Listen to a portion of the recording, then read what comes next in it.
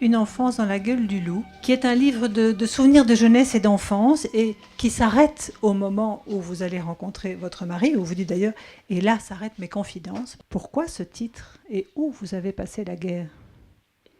Alors, mon père était belge, ma mère était américaine et elle était également d'origine juive. Et nous vivions en France quand, en 1938, une firme allemande de la Ruhr a proposé à mon père, qui était ingénieur, d'être ingénieur conseil pendant 2 ans de leur firme dans la Ruhr. Et mon père a été très tenté parce que ça lui permettait de travailler à des machines qu'il avait envie de créer et ça lui donnait du temps de liberté. Et il se disait qu'en même temps, ça serait une bonne occasion pour que ses enfants, euh, mon frère et moi, nous avions en 39, 11 et 13 ans pour que nous apprenions la langue allemande. Il se disait en 2 ans, ils apprendront. Mais tous nos amis et tous les parents tous les parents de ma mère, évidemment, se sont élevés contre cette décision, ont protesté et l'ont supplié de ne pas nous emmener en Allemagne. Mais mon père avait fait la guerre de 14-18 comme soldat belge et il en est sorti officier.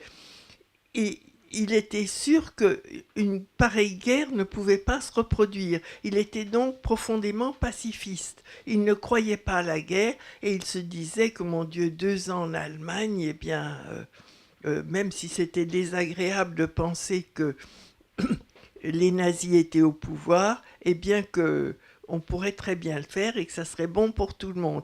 Ce livre que j'ai écrit, ce sont mes souvenirs de guerre. Alors je raconte comment nous vivions en Allemagne, tout ce qui nous est arrivé. Enfin, il y a énormément de détails, les bombardements. Je raconte comment les Allemands se sont conduits vis-à-vis de nous qui étions étrangers. Et finalement, en mars 1945, ce sont des officiers américains qui nous ont libérés. Oui, mais attendez, on n'y est pas encore. On On va n'y est pas revenir sur encore. ces... Je veux pas vous ramener à la guerre, mais en même temps, Oui, mais vous dites d'ailleurs que ces 6 années ont pesé. Vous dites ces 6 années passées en Allemagne occupent dans mes pensées une place immense. Elles pèsent plus que le reste de ma vie. oui. Évidemment, vous étiez à l'adolescence aussi. Oui, et puis elle n'en finissait pas cette guerre. Oui. Tous les jours, on se disait, ça ne finira jamais. Et comme on était quand même soumis à la propagande allemande tout le temps, par la radio, par les discours même des professeurs à l'école, euh, les Allemands, enfin au moins jusqu'à Stalingrad, c'est-à-dire jusqu'au début 1943, les Allemands ont vraiment prétendu que ils étaient victorieux sur tous les fronts et que la guerre allait finir en leur faveur. Alors, donc le 6 juin 44, ma mère, comme tous les matins, écoutait la BBC. Elle a appris que le débarquement avait eu lieu dans la nuit. Alors elle ne se contenait plus et quand elle est allée à la cuisine pour faire du café d'orge qu'on faisait le matin, elle a rencontré la cuisinière de nos hôtes qui préparait le petit déjeuner et elle lui a dit, mais vous savez, la grande nouvelle, c'est que le débarquement a eu lieu. Alors cette femme a apporté le plateau à ses patrons en disant les Alliés ont débarqué en Normandie. Et euh, c'était le professeur de physiologie de l'université de Bonn qui est allé faire son cours tout de suite après.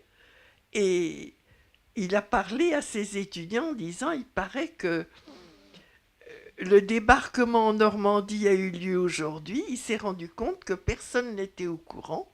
Il s'est demandé comment ma mère avait pu le savoir. Alors en revenant, il a convoqué ma mère. Il lui a dit, comment le savez-vous? Elle a dû avouer qu'elle écoutait la BBC. Alors il y a eu un tollé. Il lui a dit, mais nous risquons tous la mort, ce qui était vrai. Lui aussi la risquait.